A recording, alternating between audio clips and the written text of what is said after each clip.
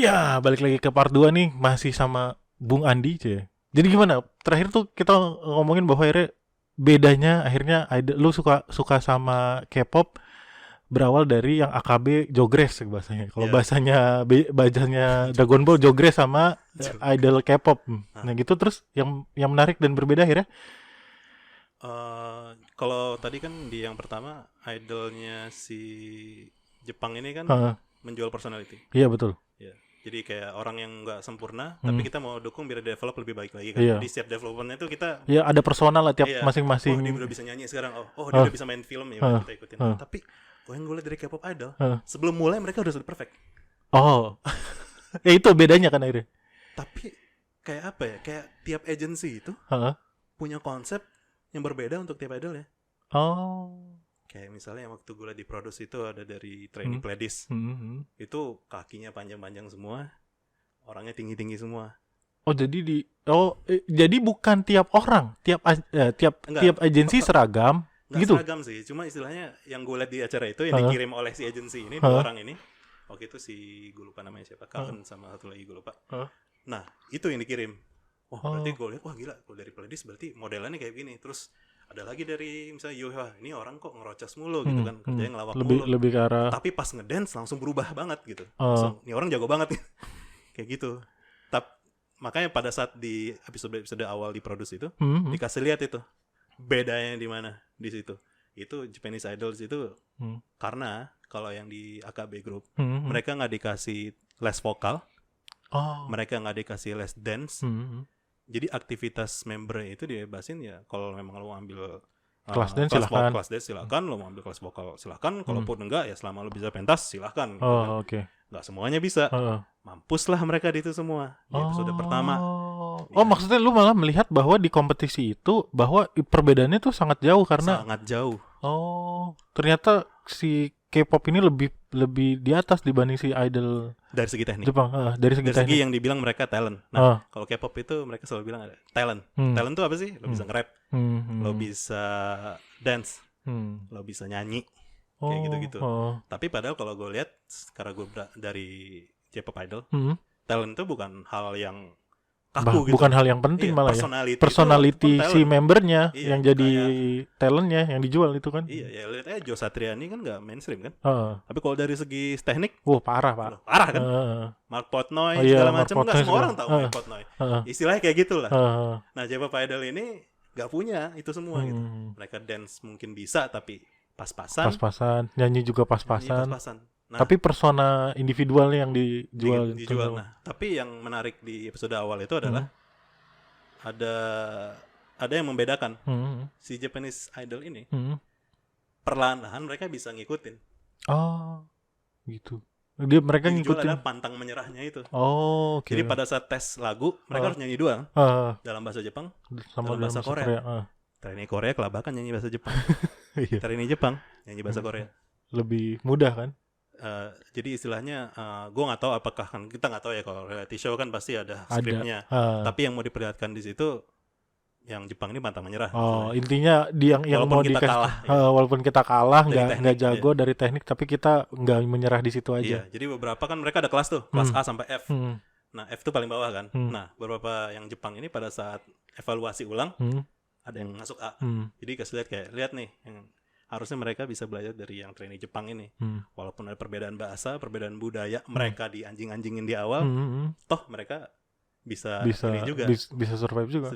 Dan di satu sisi fansnya K-pop, fansnya J-pop atau Japanese Idol yang ngelihat K-pop ini, kok keren juga ya.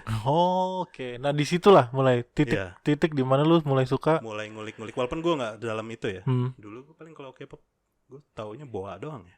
Nggak Blackpink. Blackpink bosen banget gue sama Blackpink aja. Hati-hati sama fansnya. Iya. tapi keren sih dia sekarang melambah internasional. BTS sama Blackpink ini lagi gila jadi masalah, bukan jadi masalah, jadi apa? Jadi viral banget. Tapi setelah itu lu langsung ngulik dan lu akhirnya suka. Lu akhirnya dalam tanda kutip pindah agama nggak? Membuat lu pindah agama ke? Nambah sih. Nambah. Istilahnya nambah. Soalnya kan ada beberapa juga akhirnya yang orang yang dalam tanda kutip pindah agama kan. Wah, tadinya gue suka J-pop gara-gara gue kenal K-pop, jadi gue meninggalkan J-pop gitu. Enggak sih. Enggak juga. Enggak. Malah gue istilahnya makin banyak yang gue tahu kan. ternyata ada genre K-pop juga di J-pop gitu. Nah, apa yang akhirnya gue memahami ya kalau kayaknya kalau K-pop tuh emang secara teknik, secara musik mereka tuh kayak lebih satu sih yang gue denger ya, misalnya kayak lebih berwarna dan lebih nggak ngebosenin lah kalau gue bisa bilang. Maksudnya kayak kalau yang dari gue orang awam ya, kayak misalnya gue ngelihat BTS tuh bisa macam-macam gitu, nggak cuma gitu doang, lebih ke arah mungkin karena gue nggak tahu idol Jepang juga kan, karena lu bilang yang pas di part 1 tuh lu bilang bahwa mereka ada juga lagu-lagu genre lain gitu. Nah, tapi kan balik lagi kan secara teknik segala. Nah, lu kalau disuruh milih sebenarnya lu lebih nyaman yang mana sih, atau lebih enak lah bahasanya gampangnya, yang lebih enak buat lu gitu? Jepang kali ya. Tetap masih Jepang? Karena gue mungkin lebih lama, lebih familiar dengan soundnya, gue lebih familiar dengan gimana itu mereka. Dari musik. Nah, balik lagi ke dari idolnya gitu. Jepang. Tetap Jepang. Walaupun lu tetap suka Korea, tapi ternyata nggak segitunya gitu. Enggak, gue suka banget. Sama grup yang jadi ini kan. Itu gue ngikutin banget tuh. Siapa? Pokoknya Produce 48 tuh menghasilkan grup namanya IZ*ONE. IZ*ONE? Iya. Ya itu gue. Itu masih ada sampai sekarang? Lulusnya tahun depan nanti. Oh. Ya, siap-siap ya yang WIZ*ONE nangis-nangis. WIZ*ONE, nama fansnya WIZ*ONE. Yeah. Udah kayak nama ini kan. Mantap ya. Iya, nama kayak nama Islam banget, WIZ*ONE. Luar biasa. Gue malah ingatnya Wisudawan. Wisudawan. Oh gitu. Nanti akan dicari yang baru lagi setelah itu. Sebenarnya konsepnya berarti sebenarnya lo nggak suka-suka amat kayak K-pop yang mainstream dong? Suka sih. Tetap suka juga. Jadi gue cerita nih tahun lalu. Gue sempat ke Korea tugas 2017. Sekalian waktu itu nemenin teman gue juga. Itu gue nggak ngerti apa-apa tentang K-pop. Terus akhirnya? Nah akhirnya kayak 2017 tuh berarti belum ada Produce 48 ya. Produce 48 2018. Maafkan saya. Wajar itu. Wajar ya. Ya 2017 gue ke Korea. Gue nggak tahu apa menariknya. Apa sih kayaknya selain lo. Oh ini malah sebelum lo tertarik sama K-pop. Gue nggak ada kepikiran sama sekali gue mau ke sana kalau nggak tugas. Jadi waktu itu kebetulan teman gue ngajak, terus gue juga ada tugas, ya udah gue ke sana. Nah di sana tuh kayak ya udahlah nggak ada yang beda nih. Bahkan kalau misalnya gue bandingin sama Jepang, gue lebih enjoy travel di Jepang. Travel ke Jepang. Iya. Nah makanya pada saat di tahun setelah gue tahu K-pop. Ya di tahun 2018 tuh yang lo tahu K-pop di tahun 2019 dong berarti lo sana. 2019 ya. Jadi 2019 itu. Lo balik ke Korea. Gue balik ke Korea. Gue ngeliat anjir. Kenapa nggak dari dulu gue kayak gini? Kok se-excited itu? Excitementnya beda ya? Excitementnya beda. Dan bahkan kalau gue boleh jujur, Japanese Idol itu sebenarnya mereka nggak mau meng-cater. Sebenarnya mereka secara nggak langsung, dengan sengaja mereka nggak mau meng-cater pasar luar. Jadi kalau misalnya bocor keluar, kayak AKB Heavy Rotation itu yang tiba-tiba mengglobal kan, itu ribet sebenarnya kalau jadi buat Japanese mereka, Idol. Buat kita, fans internasional. Oh gitu. Oh jadi maksud gue buat fans internasional yang mau suka sama nonton konsernya itu ribetnya parah. Kayak teater aja tuh satu paling kursi untuk yang pendatang. Extremely far fan istilahnya. Extremely far fan ada kayak gitunya. Gue lupa nama aslinya apa. Kalau di Indonesia kan Jakarta. Misalnya ada fan dari luar nanti bilangnya fans far. Fans far. Anjir ada segregasi wilayah ya. Tapi kalau yang di Jepang ini extremely very far lah. Bukan kursinya disiapin. Cuma dua kursi. Satu kali penampilan. Dan dibingoin. Anjir. Sumpah, scarcity banget ya. Dan alamat pada saat lo mau daftar, alamat lo harus alamat Jepang. Oh, kayak lo misalnya, makanya kalau lo kayak mau konser-konser di Jepang gitu, terutama idol yang Jepang banget, itu lo minimal harus ada perantara orang Jepang yang memang ngasih jasa, atau lo memang punya kenalan di sana, lo bisa nitip sama orang itu. Gitu. Atau kalau misalnya selemah-lemah iman, pakai hostel atau alamat hotel lo gitu, jadi dikirimnya ke situ. Kalau niat banget. Nah jadi terus, itu yang membedakan sama Korea. Lo merasa bahwa Jepang, pada saat lo ke Korea, jadi kalau pada saat di Korea kok gampang banget ya? Oh, lebih mudah ya? Jadi musik show mereka kan kayak misalnya ini lagi ada single baru nih. Mereka akan promote ke studio 1, studio 2, studio 3. Nah, waktu itu gue keliling-keliling tuh. Wah, parah banget. Mereka kemana gue ikutin.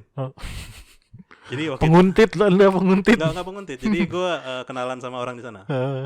Ya kenalan dari online kan, ya, segala macam kenalan sana. Jadi ya gue dapet teman baru lah. Istilahnya lo ikut gue. Nanti ngumpul di sini, ada tempatnya sendiri untuk fansnya ini, ada fansnya. Soalnya kan kalau musik show itu nggak cuma satu grup doang kan. Jadi misalnya satu show yang sama ada Blackpink, ada BTS segala macam. Nanti yang ini barisnya di sini, ini barisnya di sini, ini dipisahin. Biar nggak berantem. Biar nggak berantem, biar bisa bedain lah. Soalnya nanti kan pada saat masuk ke musik show-nya, kameranya lebih rapi. Kayak gitu, dan dibatasin. Dan musik show itu gampang banget loh. Tahu gue musik ada satu show gue lupa, Inkigayo nggak salah namanya, mungkin lo nggak tahu, di salah satu studio TV. Lo tinggal ini aja, daftar di websitenya, nama lo, nanti kalau dapet 200 top 200 lo bisa masuk. Kayak gitu. Paling nanti ditanya ya, lo fansnya siapa ini, oh ya di baris ini. Gampangnya bukan main, nggak basa-basi. Dan karena kebetulan si IZ*ONE ini dibilangnya global group, walaupun sebenarnya mereka cuma bisa berbahasa Korea dan bahasa Jepang, ya memudahkan fans-fansnya cenderung lebih baik daripada idol Jepang. Idol Jepang yang aslinya. Itu ribet karena ya lo tahu sendiri, Jepang kan sangat tertutup. Termasuk industri musiknya pun sebenarnya mereka nggak mau meng-cater global. Kalau perhatiin, jadi mereka ya genre mereka kalau mau nyanyi bodo amat, orang Amerika nggak suka atau Amerika suka bodo amat. Yang penting gue bikin lagu ini gitu kan, atau gue bikin grup ini. Jadi istilahnya itu bedanya ya. Maksudnya kalau K-pop tuh emang mereka tuh sengaja pengen mengglobal ya. Iya. Malah mereka yang berusaha untuk mengglobal. Makanya ada selipan-selipan bahasa Inggris di tiap liriknya pasti ada, walaupun Jepang juga ada sih. Walaupun gak nyambung kadang-kadang kalau di nyambung, ya. Kadang-kadang nyambung juga, tergantung agensinya. Pinter apa enggak nulis bahasa Inggris. Kayak gitu ya. Sih, ya, kayak gitu. Itu yang akhirnya membuat treatment idol Korea sama idol Jepang yang kayak gitu ya, maksudnya. Iya. Dan idol Korea itu emang sangat itu sih image-nya.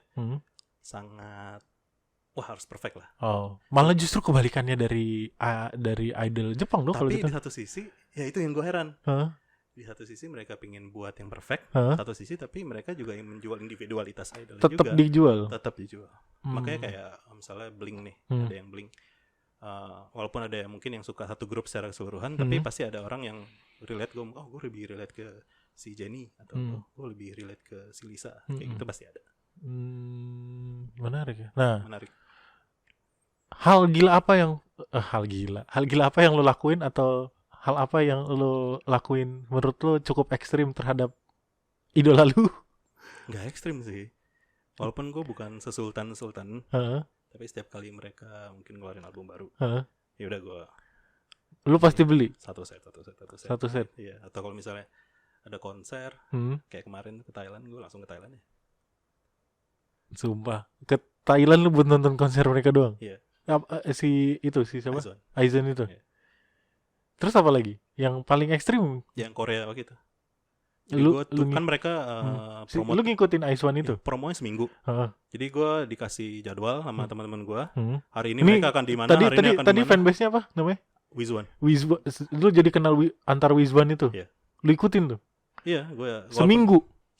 Lu Korea cuma buat ngikutin ya idol doang? Iya. Kagak wisata kemana-mana? Ngapain juga? Anjir. Wisata gue mending ke Jepang. Emang sudah sampai Korea, Pak? Itu parah sih. Itu yang terparah menurut lo yang pernah lakuin? Gue belanja datang ke pop-up store. Jadi memang toko yang jual-jual merchandise segala macam. Terus gue kenalan sama beberapa orang di sana juga.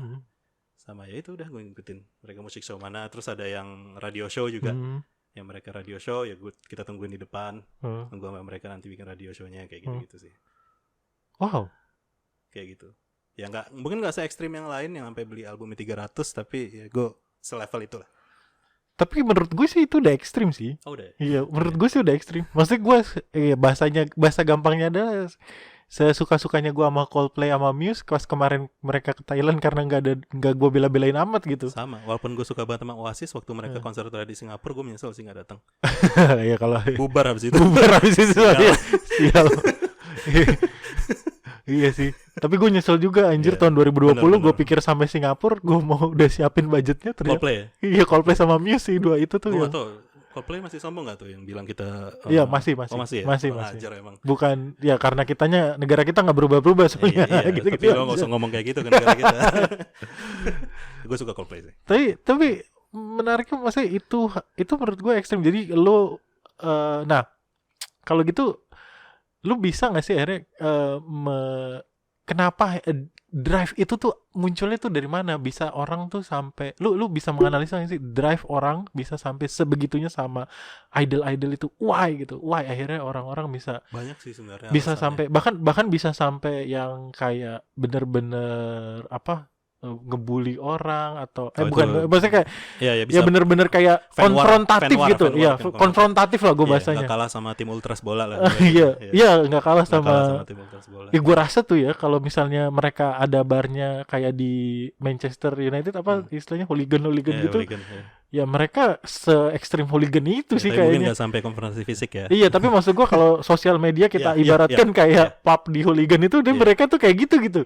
Awalnya gue mungkin Kenapa karena gue udah berumur kali ya, bisa dibilang salah satu fans yang berumur.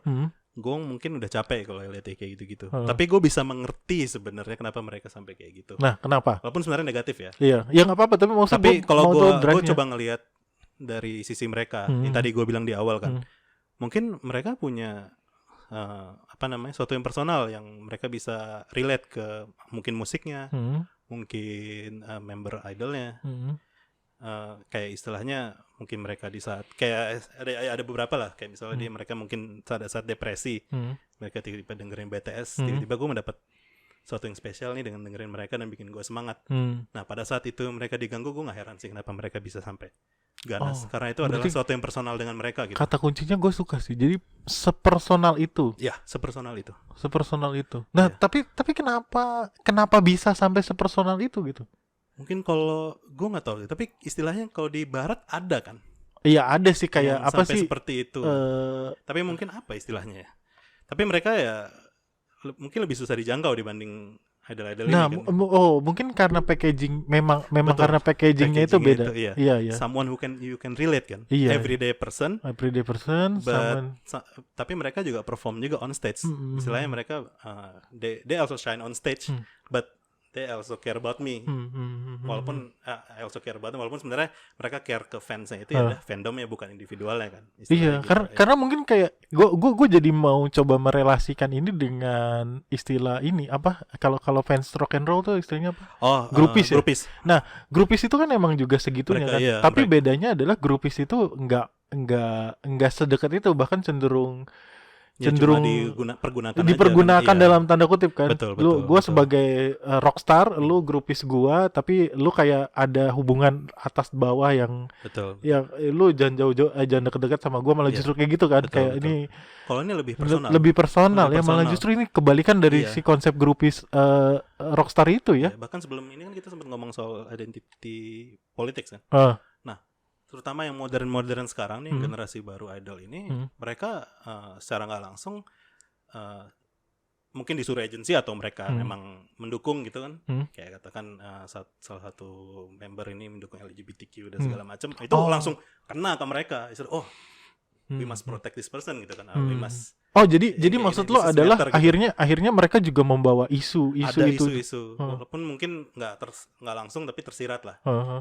Atau mungkin ya kebanyakan baca reading between the lines dari fansnya sendiri ya bisa membaca seperti itu, padahal mungkin membernya enggak kayak gitu. Tapi ada hal-hal kayak gitu sih yang bikin mereka cost-nya dia sama cost-nya gue nggak jauh beda.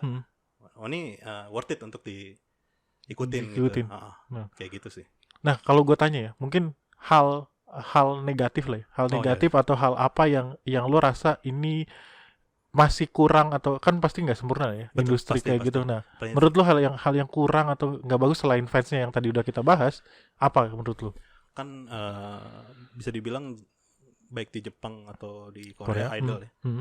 Walaupun dia bikinnya kayak fabricated, orang yang bisa relate ke kita, tapi kan tetap ada stardom di situ ya. Istilahnya ada. Stardom tuh apa ya? Bukan stardom, apa istilahnya, kayak lo ada fan, apa istilahnya, lo bisa famous lah. Orang akan ngelihat gitu kan, dan pasti akan ada generasi berikutnya yang ngelihat, gue pengen mau jadi dia juga dong. Ya itu jebakan dari famousnya itu. Kayak istilahnya kan agensi banyak ya. Tapi ada agensi bodong juga. Yang istilahnya mereka justru secara nggak langsung mengeksploitasi trainee-trainee-nya ini atau idol-idolnya ini. Kalau yang agensi gede kan udah jelas nih, dia legalnya apa, dia alamatnya di mana segala macam. Tapi banyak juga yang bodong-bodong. Kayak misalnya lo ikut ini, ternyata lo malah dililit utang, terus atau nggak lo di-harass secara seksual atau lo di-harass secara personal dan segala macam. Itu ada. Itu yang menurut gue masih belum terlalu dilindungin sih. Baik itu di Jepang maupun di Korea. Kasusnya kayak 2 tahun lalu, pas tahun lalu. Jadi ada grup di 48 di Niigata. Jadi ada satu member pada saat dia pulang ke apartemen disergap sama 2 cowok. Ternyata ini gue nggak tahu ya, maaf ya fans Niigata, tapi gue masih sensi sampai sekarang. Jadi 2 cowok ini tahu dari member yang lain alamat sih yang diserang ini. Ribut lah itu, agency suruh si member yang di assault itu tutup mulut. Oke. Jadi kayak yang kayak gini lo nggak usah ngomong-ngomong. Sampai akhirnya sebulan ditahan, dia live stream. Dia bilang gue nggak bisa lagi diam, dia ngomong bla bla bla, langsung di-cut live streamnya. Di situ rame itu. Jadi maksud ya perlindungan terhadap membernya ya, sih. Itu balik lagi sih. karena ini industri ya. Industri betul. itu lo ya dalam tanda kutip ada sisi gelapnya pasti. Kan? Sisi itu gelap yang industri ini yang akhirnya membuat lo ya masih harusnya masih bisa lebih baik lah ya. Betul. Dan waktu itu yang gue kaget perusahaan company-nya AKB Group ini cuma ngomong, oh iya kedepannya kita akan kasih panic button, panic alarm segala macam bla bla bla. Yang normatif bukan nyelesain masalah itu kan. Masalah. Habislah setelah itu semua sponsor pergi kan. Cuma dan fans-fansnya Niigata pun yang masih belain, gue nggak ngerti kenapa mereka masih belain membernya, dan sampai sekarang grup itu masih ada. Mungkin gara-gara mereka belain member ya, bukan belain agensinya kali. Kan yang bangsat agensinya berarti. Tapi kan yang bocorin member. Harusnya member yang dialegasi membocori itu di-persecuted. Itu di-persecuted ya. Iya, tapi enggak, masih aktif. Tapi itu sih. Tapi kan itu dugaan juga kan? Makanya lo lanjutin gitu. Oh, ya harusnya diselidiki karena secara lo umpet-umpetan begini kan, makanya sponsor lo hilang semua. Jadinya menimbulkan persepsi dan asumsi-asumsi liar gitu kan. Betul. Dan gue jadi kepikiran, ini yang ketahuan. Apalagi yang banyak yang ketahuan kan? Gimana? Ada pasti nggak ketahuan. Pasti ada yang nggak ketahuan. Ini yang baru ketahuan. Dan membernya bukan yang gue suka. Istilahnya ini bukan soal gue suka member ini atau grup ini. Ini udah soal gimana sebenarnya company ini. Kalau suatu terjadi yang sama terhadap yang member lain, apakah akan melakukan hal yang sampah seperti Anda ini? Gitu. Saya melihat Anda ini walaupun udah suka idol, tapi jiwa-jiwa perjuangannya masih ada ya, Pak? Iya. Api-api tadi. Jiwa-jiwa ilmu politik dan visipnya masih ada loh, Pak. Jadi waktu itu sempat lo tau Me Too Movement kan? Me Too Movement, gue gak tahu, sumpah gue gak tahu kan. Ya istilahnya untuk gimana melindungi pekerja-pekerja perempuan. Kalau nggak salah, maafkan gue, mungkin ada yang lebih bisa menjelaskan. Ya istilahnya sampai dilirik oleh global kasus itu gitu. Oh, oke. Dan menurut gue sangat pantas sih. Walaupun sesuka apapun gue sama grup itu, tapi kalau udah busuk kayak gitu soalnya kan it's not worth it gitu. It's not worth it akhirnya kan. It, industrinya buat akhirnya kita sukai lagi. Iya, Anda masih ada jiwa-jiwa perjuangannya. Harus objektif lah, jangan buta gitu. Jangan buta. Ya benar-benar seru banget nih udah ngomongin kayak gini sama lo. Kalau kita bahas yang lebih panjang lagi jadi 3 part nih Pantar, Pak. Oh bisa ya 3 part. Iya, kita sudahi dulu aja buat yang ini versi ini. Terima kasih. Mudah-mudahan menghibur. Mudah-mudahan kalian yang judgement kayak gue nih, habis ini gue nggak akan dengerin sih, tapi nggak mau. Saya nggak mau kayak ada. Saya takut. Ya harus juga. Hobi jangan nambah ya pokoknya istilahnya. Gue mengurangi hobi fotografi gue nih. Iya. Lu mengesampingkan hobi fotografi lu demi idol ini. Betul sekali. Harus pilih-pilih. Harus jadinya budgetnya tuh harus dialokasikan. Nah itu saya nggak mau itu. Soalnya ngambil budget aja udah susah, Pak. Udah beristri soalnya. Bapak kan belum. Jadi itu good point sih. Good point. Jadi bisa dipungkiri. alokasinya. Udahlah gitu aja. Ya. Baiklah, sampai ketemu lagi. Bye bye.